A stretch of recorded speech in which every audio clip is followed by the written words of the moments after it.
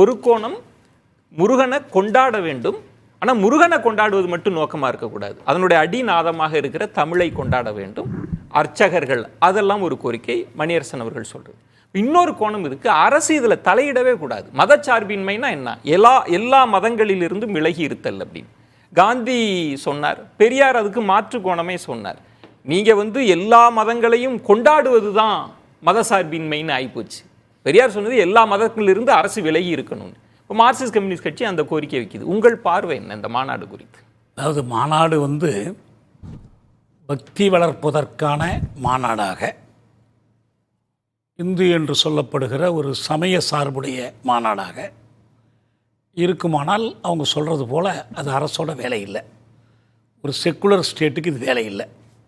பக்தி வளர்ப்பதோ பக்தி மறுப்பதோ எதுவுமே தேவையில்லை. எல்லா மதத்தவரையும் நம்பிக்கையையும் போற்றுவது, அதுதானே இருக்க முடியும். இந்து சமய அறநிலைத்துறையோட வேலை என்ன? நம்பிக்கையற்றவர்களுக்கும் நம்பிக்கை இருக்குல்ல, நம்பிக்கையற்றவர்களுக்கு இது இல்லைங்கிறதுல நம்பிக்கை இருக்குல்ல, அவங்களுக்கு நீங்கள் என்ன செய்ய போகிறீங்க? பக்தர்களும் மற்றவர்கள் பக்தர்கள்னு சொன்னாலே அவங்க ஒரு மத பக்தர்கள் தானே. மதமே சார்பில்லாத ஒரு பக்த கூட்டம் இருக்கா இல்லையா? அப்படி இருக்காங்களாங்கிற அப்படி ஒருத்தர் இல்லை. நீங்கள் முருகன் மாநாடு நடத்தி இந்து மத பக்தர்களை நிறைவு செய்ய விரும்புகிறீங்க. தமிழர் பண்பாடை போற்றோன்னு அதுக்கு தான் வர்றேன். அது அடுத்த விஷயம். இப்போ இதில் இந்த சமய சொற்பொழிவாளர்கள் கலந்துக்கிறாங்க, அறுபடை வீடுகளின் கண்காட்சி வைக்கிறீங்க, என்னென்னமோ வைக்கிறீங்க.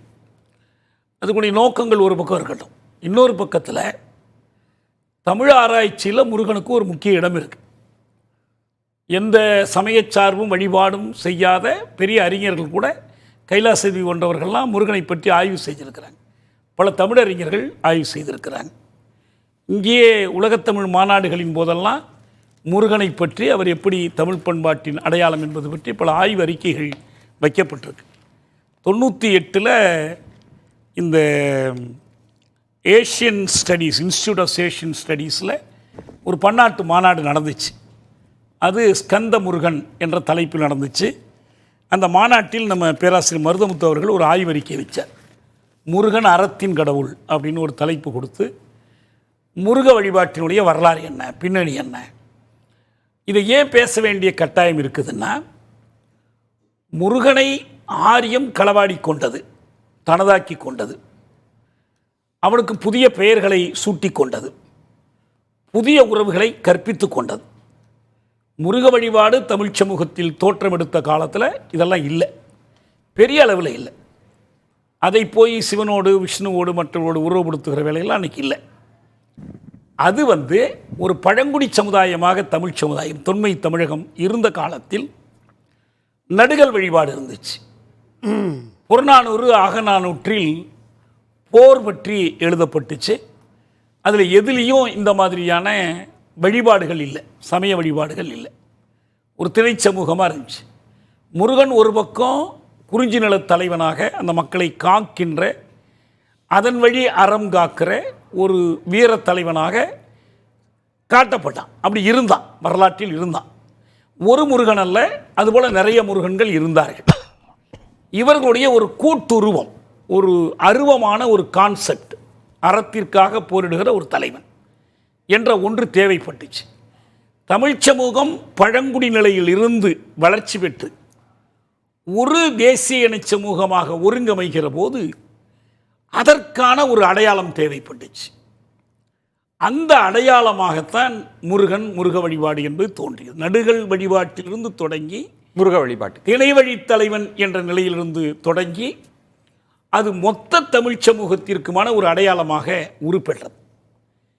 இதில் இந்து மதம்னு பிற்காலத்தில், அந்த காலத்தில் இந்து மதம்னு ஒன்றும் கிடையாது. ஆரியர்கள் படையெடுத்து வந்ததற்கு பிறகு அந்த கடவுளர்களோடு இவரை ஒருவராக்கி, அதில் உறவுபடுத்தி, அதற்கு புதிய புதிய பெயர்கள் சூட்டி, புதிய புதிய கதைகளை உருவாக்கி, கந்த புராணம் போன்ற புராணங்களை உருவாக்கி இந்த முருகனை களவாடி கொண்டு விட்டார்கள்.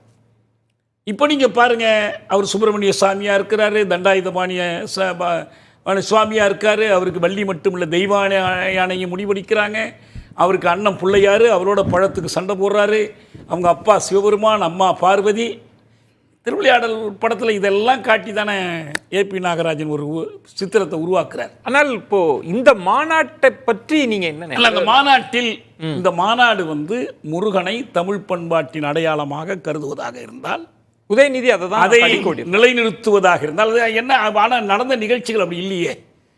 நம்ம சேகர் பாபு அதை சித்தரிக்கிற விதமும், இந்த மடாதிபதிகளை கூட்டி வைத்துக்கொண்டு அவர்கள் நடத்தக்கூடியதும், பக்தி சொற்பொழிவுகளும், வழிபாட்டுக்கு தரப்படுகிற முக்கியத்துவமும் எந்த அளவு ஆய்வுக்கு தரப்பட்டதும் தெரியாது. ஒன்றே ஒன்று ஆதாயம் என்னன்னா, முருகனை பற்றி ஒரு விவாதத்திற்கு இது வழிவகுத்திருக்கு. ஆனால் பெயர் இந்து சமய அறநிலைத்துறை தானே,